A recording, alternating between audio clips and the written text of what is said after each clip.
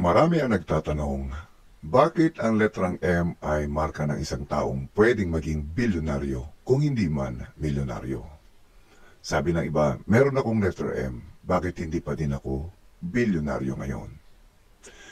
Well, sa video natin na ito, sasagutin natin ang dalawang magkaugnay na tanong na ito. Kaya tumutok lamang hanggang sa uli dahil bibigyan natin ng linaw ang inyong mga katanungan. Kung wala ka namang letter M pero maraming guhit na nagbabadya ng magandang kapalaran, ay panoorin mo na din ito para sa mga tips na makukuha mo para sa pagkamit ng tagumpay. Marami akong mga messages na natatanggap at hindi ko lahat nasasagot, kaya sana sa pamamagitan ng video na ito ay masagot ko ang marami ninyong katanungan.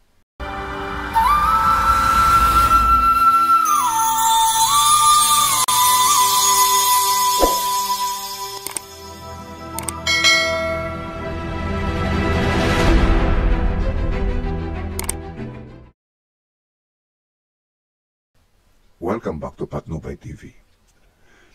Sasagutin natin ang dalawang pinakamalalaking tanong ng mga taong merong letter M at bakit hindi pa sila nagiging milyonaryo hanggang ngayon. Well, yung iba, sabi nila, tumanda na nga lang daw at hindi pa nila nakakamit ang kanilang magandang kapalaran. Sa palmistry, ang pagkakaroon ng letter M letrang M sa palad ay madalas na iniuugnay sa suwerte, katalinuhan, at matibay na intuition. Ito ay nabubuo kapag ang headline, heartline, lifeline, at fateline ay kumukonekta sa isang paraan na nakabubuo ito ng M na letra. Dapat, headline, heartline, lifeline, at fateline ang mga linya na bumubuo sa letrang M. Ano ang mga katangian ng letrang M na ito? Ang letter M ay dapat na malinaw at pantay-pantay ang lalim at laki ng guhit. Kung may letter M ka pero may guhit na hindi malinaw o may isang guhit na malabo, meron ka pang dapat na ayusin sa buhay mo. Yun ang ibinabadya ng malabo o hindi malinaw na guhit na ito. Aalamin mo kung aling guhit yon. Kung yun ba ay headline, heartline, lifeline, o fateline. Mapapalinaw ang mga guhit na yan depende sa iyong pag-uugali, pananaw at mga kilos sa araw-araw. Ang letter M dapat ay may linya ng headline, heartline, lifeline at fateline. Kung isa sa mga guhit na ito ay hindi kasama, hindi yan ang letter M na maswerte at may tadhana ng malaking kayamanan at tagumpay. Kung malinaw naman, pantay-pantay ang lalim at laki ng guhit, pero may mga putol-putol, may mga dapat ka pa ding baguhin sa iyong ugali, pananaw at kilos araw-araw. Yung labo at putol sa may letrang M ang nagsasabi na hindi mo pa na bagamat may potensyal ka sa pagtamo ng malaking kayamanan, ay hindi pa napapanahon. Meron ka pa mga dapat na ayusin. Okay, ngayon naman ipapaliwanag ko kung bakit ang mga may letter M ay nabigyan ng pagkakataon na maitakda sa malaking kayamanan at tagumpay. Maraming bilyonaryo na may markang letter M at maaari mo silang kapulutan ng magandang pag-uugali o sundan ang kanilang mga ginagawa upang matulad ka din sa kanila. Ano nga ba ang kaugnayan at kahulugan ng letter M sa palad at kayamanan? Ang mga taong may letter M sa palad ay may likas na kakayang umasenso sa buhay dahil, una, matalino sila sa negosyo. Mahusay sa paghawak ng pera at pagnenegosyo. Kung may letter M ka, meron ka na bang talino sa pagnenegosyo o nag-aral ka ba? Kailangan mong ihanda ang sarili mo sa pagnenegosyo dahil ito ang magbibigay sa iyo ng malaking kayamanan. Dapat mag-aral ka ng business management, financial management, risk management, financial literacy at higit sa lahat ay aralin mo ang negosyong papasukin mo. Kung hindi ka pa yumayaman ngayon ay dahil hindi ka pa handa na kunin ang kayamanang nakatakda sa iyo. Mayroong nagsasabi nito sa iyo pero hindi mo lamang pinapakinggan. Dahil sa una, ikaw ay tinatamad. Ikaw ay nagdududa sa iyong sarili na siyang nagpapahina sa iyo upang magtagumpay. Pangalawa, ang lahat ng may letter M sa palad ay may malakas na intuition. Alam nila kung kailan dapat pumasok o lumabas sa isang oportunidad. Maraming indikasyon sa panahon at damdamin ang nag-uudyok sa iyo o marami ng pagkakataon na dahil sa pagdududa mo ay napalampas mo ang mga magagandang pagkakataon na ito sa buhay mo upang magkaroon ka ng malaking breakthrough. Tandaan mo, malakas ang damdamin mo para maramdaman o malaman ang tamang timing at tamang pagkakataon para sa tamang negosyo. Hindi ka pa yumayaman dahil ayaw mo mag-umpisa o maraming humahadlang sa iyo. Kung nagdesisyon ka naman, nariyan na sinisira ng mga tao sa paligid mo ang diskarte mo o yung pagnanais mo o yung momentum mo. Hihinto ka o papaguhin mo na lang ang isip mo at ang direksyon mo. Nangyayari ito sa mga taong may letter M pero hindi perpekto ang mga guhit na yon. Magbabago ang guhit na yan kung aayusin mo ang pananaw at pag-iigtingin mo ang determinasyon mong magtagumpay. Gamitin mo ang galit upang maging malakas ang emosyon mo sa pag-umpisa. Gamitin mo in a positive way na isipin mo ang mga taong nag-api sa iyo, nag-down sa iyo, hindi naniwala sa iyo. Gamitin mo ang mga masasama mong karanasan upang gisingin ang katawan mo at damdamin mo na magtatagumpay ka at isang araw, gulatin mo na lamang silang lahat na ikaw nga ay nakatakdang magtagumpay. Gamitin mo ang malakas na damdamin na yan upang magdesisyon ka ngayon at ituloy ang iyong mga plano. Ang mga may letter M ay natural na leader. Karaniwan silang may posisyon sa gobyerno, negosyo, o ibang larangan o kaya ay trabaho. Ano man ang maibigay sa iyo o saan ka man mapunta, lagi ka nabibigyan ng role na manguna. Ito ay palatandaan na malaki ang mangyayari sa iyong buhay. Pero tandaan, ang bawat leader ay may opposition. May mga taong maiinggit sa iyo, may mga taong sisira sa iyo, may mga taong gustong makuha ang meron ka. Magtuloy-tuloy ka lang at lalo mong pag-usahin ang sarili mo. Pakikisama mo sa iba at ang pagsunod mo sa kabutihan. Bakit? Dahil hahanapan ka ng mga taong may lihim na galit sa iyo ng ikasisira mo. Huwag maging complacent o pabanjing-banjing lang. Kapag medyo nakakaranas ka ng konting ginhawa, maging maingat ka lalo dahil bigla ang pagsalakay sa iyo upang ikaw ay sirain. Nangyayari ito kapag ikaw ay naging komportable na sa buhay mo.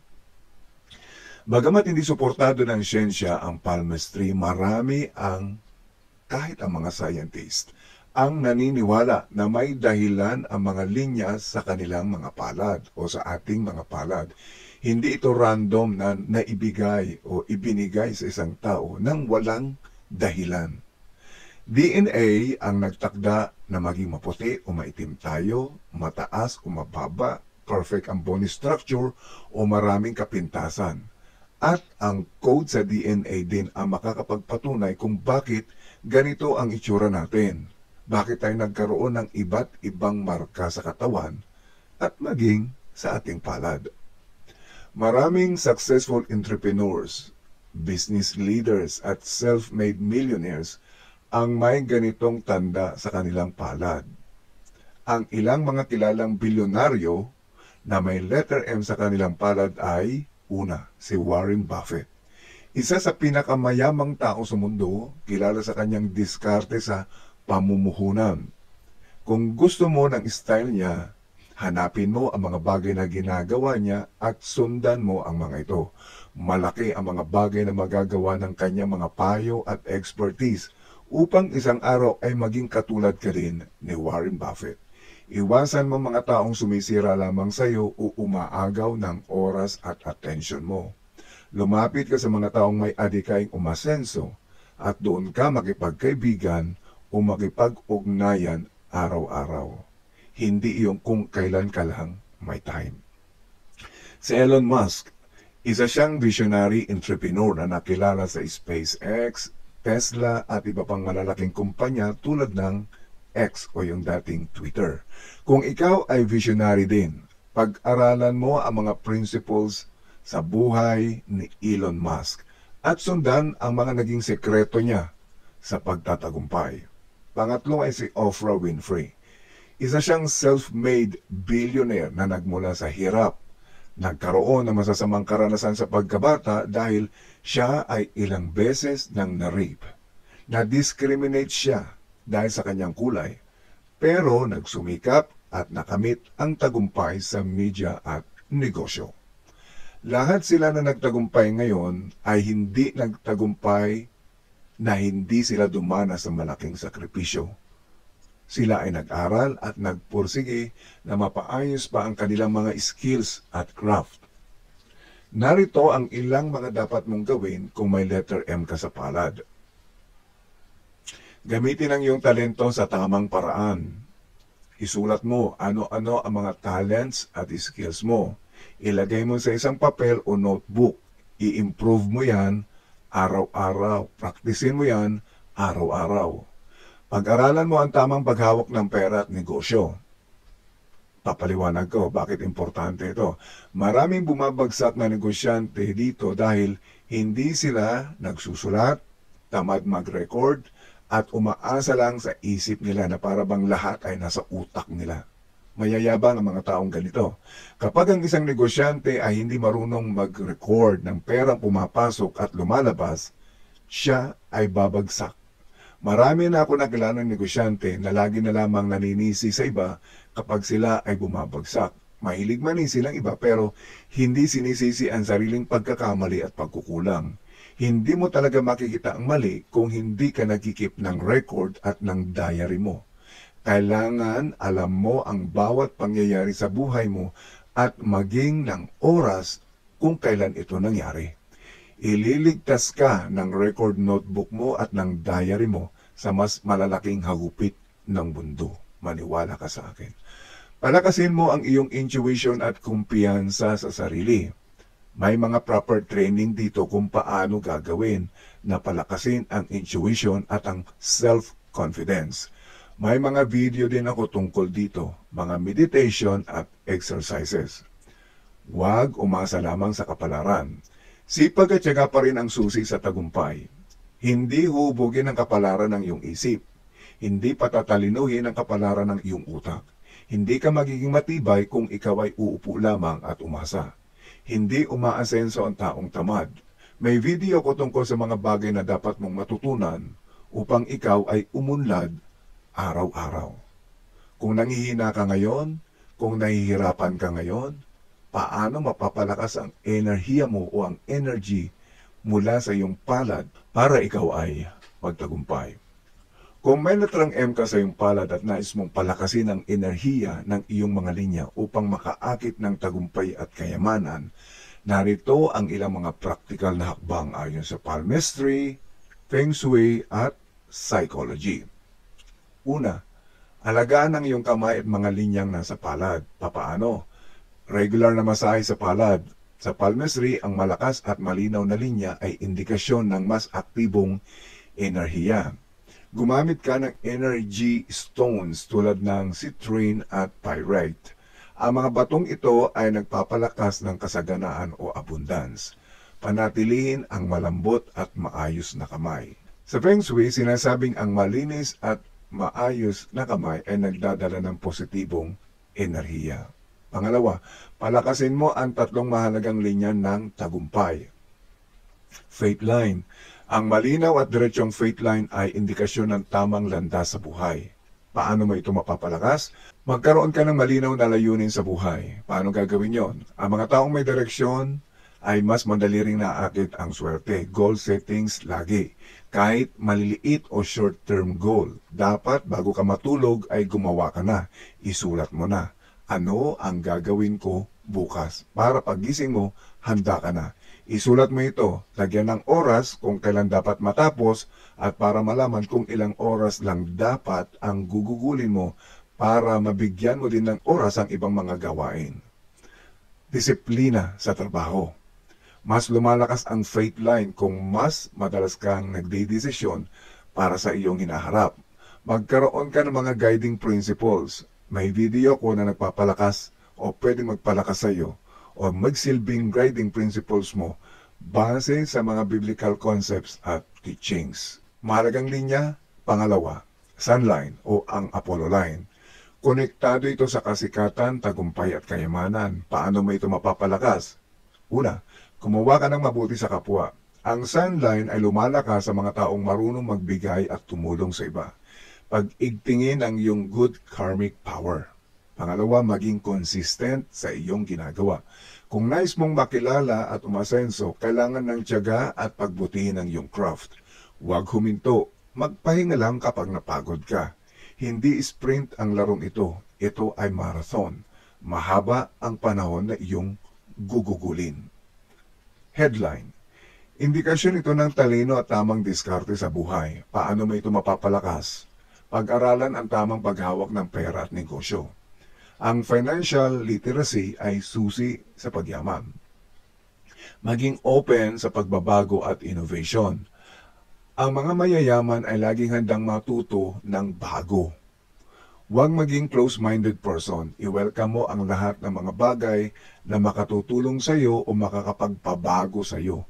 Piliin mo lamang ang mga angkop sa iyong pangarap. Hindi lahat ay oo-ohan mo. Huwag yes ng yes sa lahat ng opportunity. Piliin mo ng mahusay at magdesisyon ng tama base sa isinisigaw ng iyong intuition. Huwag sa kakulitan ng iyong kausap o katransaksyon. Huwag kang magpapadala sa ganda at husay ng pananalita ng iba. Mag-research ka muna at maghintay ng tamang panahon bago ka magdesisyon ng malaki. Gamitin ang tamang daliri sa suwerte at enerhiya. Yung ilalaki, yan ay simbolo ng willpower at leadership. Tip, regular na massage ang base ng thumb upang lumakas ang determinasyon. Ang ring finger o palasingsingan, konektado ito sa sunline at swerte sa kasikatan at pera. Tip, magsuot ng gold ring sa daliring ito upang palakasin ang enerhiya ng kayamanan. Pang-apat, gumamit ka ng mantra o affirmations para sa positibong enerhiya. Ayon sa psychology, repetitive affirmations ay tumutulong sa utak natin na palakasin ang paniniwala sa sarili. Lagi mong iisipin ang mga ito dahil kung ano ang laging laman ng isip mo ay siyang mangyayari. Nasa utak mo ang sekreto kung paano magiging milyonaryo ang realidad mo ngayon.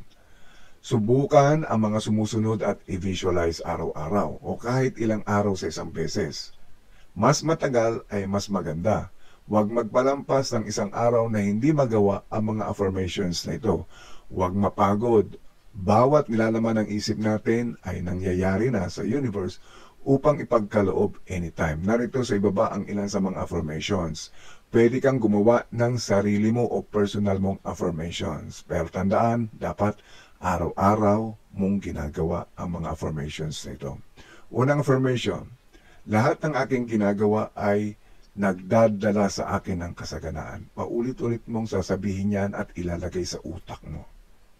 Ako ay isang magnet ng yaman at tagumpay. Araw-araw, lagi mo yung bibigkasin at lagi mong ilalagay sa iyong isip. I-visualize mo na ikaw ay isang magnet. At i-visualize mo na yung yaman at tagumpay ay kusang dumadating sa iyo. May kakayahan akong abutin ang lahat ng aking pangarap.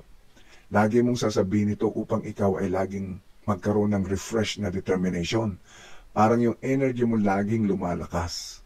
Dahil ikaw ay bibigyan pa ng universe ng kakayahan, ng kalakasan upang abutin mo ang iyong mga pangarap. 5 dapat gawin. Piliin ang pinakaswerte mong araw at numero.